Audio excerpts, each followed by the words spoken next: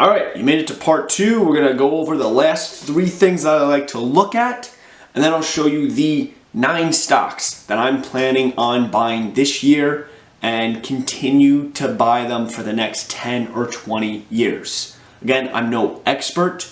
However, as you saw in my last video, I went over 4 of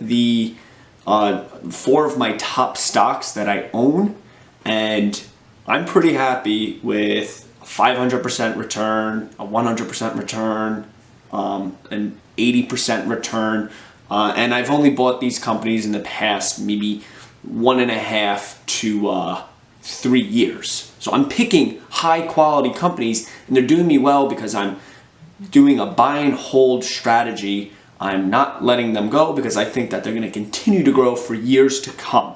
All right, so we are back on Seeking Alpha, and we're going to be looking at both General Electric and GE. So we were looking at in the last video. We're just going to keep it that way.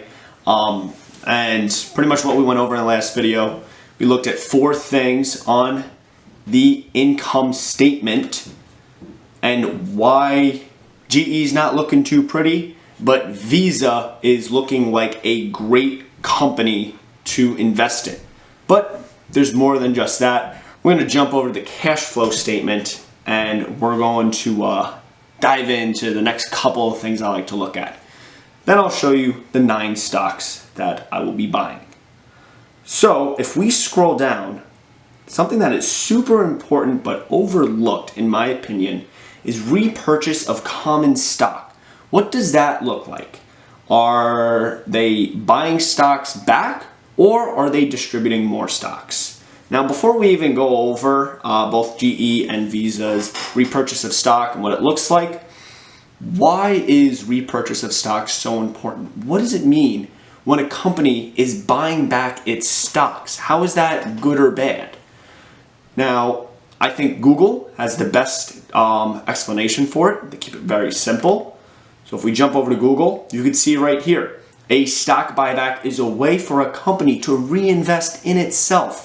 The repurchased shares are absorbed by that company, and the number of outstanding shares on the market is reduced. Because there are fewer shares on the market, the relative ownership stake of each investor increases. That is your basic supply and demand. They're buying back stocks. There's less stocks out there for that company.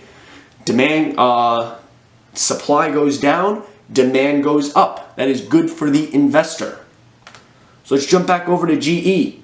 And no surprise at all, its buybacks are going up. As in, it was negative in 2016, and it's going up like that. That is bad. You don't want that to happen because that means they're not buying back as many stocks. In fact, in 2019, they didn't buy back any stocks. So this is the one thing that you actually want to see in a negative trend. This is positive. It's going up. It's not looking good. If we scroll down a little bit, the last thing that I like to look at, there's only 2 things to look at in the cash flow statement. What I at least deem the most important, free cash flow per share. So after all is said and done, after they pay their workers, after they pay their debt, all of that good stuff, after they re-account for the money that they were able to write off, how much is left over per share? And what you see here, it's not looking good. I mean, they had 3 years in a row was negative. It looks like 2019 was positive, and it looks like they're on track to be positive again, but they're running on fumes. They barely have any money to really spend. Not looking good. Let's jump over to Visa. Let's see what Visa's 2 look like. So if we go to repurchase of common stock, you could see right here, it's a negative trend. This is good. We want to see this. This means in 2016, they bought back 7 billion shares, 7 billion, 7.3, 8.7 billion, and this year it looks like they're buying back 9.9 billion. That is great. They are buying back more and more shares, and demand's going up, supply is going down. This is really good for the investor. The last thing we want to look at is the free cash flow per share. This is looking great. They have more and more money to spend on to continue to grow the business. This is something that you want to see. So again, Visa is still checking off everything, and GE hasn't made a single criteria yet. Now, the last thing I like to look at, the big thing, the big fundamental thing that I like to look at before I make a decision, if we jump over to overview for both of them, we'll start with GE again because we're always starting with GE. If we go down to the balance sheet, we want to look at total debt to equity. How much debt is the company holding compared to how much equity it has? And right here, 239%. That is very high. So GE is very over leveraged. They have a lot of debt on their hands, and it's not like they're making much money to pay back that debt. So that's not good. That's not a good sign, and this is just another reason why, just solidifying why I wouldn't buy GE. And if we look at Visa, we scroll down, balance sheet, 53%. That's much better. That means that they have almost double the amount of equity as they do debt. So what's really that magic number? Some people want to see below 100%. Warren Buffett wants to see below 50%. But there are some companies out there that may be more than 100%, which isn't terrible. Perfect example is Apple.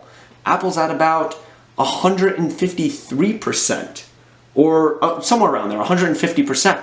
But that's fine. I think that they could handle that amount of debt. They're a very stable and strong company. But GE, I don't think GE can really handle that 239%. They're headed for a ditch. It's not looking good for them. So that's why I would not buy GE. It didn't meet a single criteria, but Visa, on the other hand, met all 7 criterias. And that's why Visa is the first stock out of the 9 stocks that I will be purchasing and adding to my portfolio this year. All right, so now the part you've all been waiting for, the 9 stocks that I will be purchasing this year. All of these stocks either have most or all of the criteria checked off, but more importantly, I know every single stock. I've either used their products or I know extensively about their company. And for the very first one, like we've already, like we've been talking about, Visa is the first one. The next one is Intel. Pretty sure we all know what Intel is. It's a chip company for, not chip for food, but chip for computers. Next one is Electronic Arts. I think this one is going to explode. Reason being is because they signed a big contract with YouTube and for esports. I think esports is just going to get bigger and bigger throughout the years. Another company, Google. We'll have used Google before as the biggest search engine, and Google owns YouTube, which is the second biggest search engine. So Google not only owns the biggest search engine, but also the second biggest. It's practically a monopoly at this point. So if you can't beat them, join them. You're going to be buying Google. Another stock that we may all know about, Intuit, right? We got TurboTax. We all use it. We all love it. So yeah, I'm going to buy into their company. Another one is Adobe.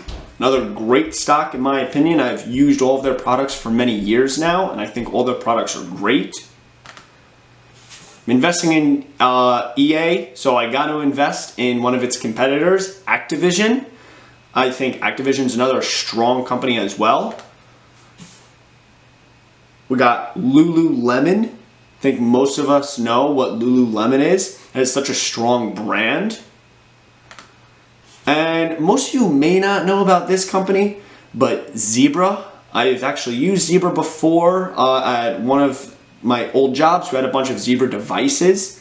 And one of my friends actually works for Zebra. I think it's a great company as well. On top of all of these companies hitting just about every single criteria that I want to see.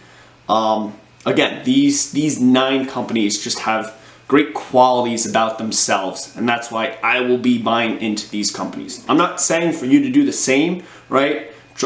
Invest at your own discretion, consult with a professional, all that good stuff, all that legal disclaimer stuff that I need to say. But this is my opinion. If you like my opinion, if it at least helps you, to look at the financials, you look at the income statement, you look at the cash flow statements. I want to try to bring value to you that way so you can become a better investor and make more money in the long run. If you like this video, give me that thumbs up. And if you have any questions, leave that in the description below, and I'll see you in the next one.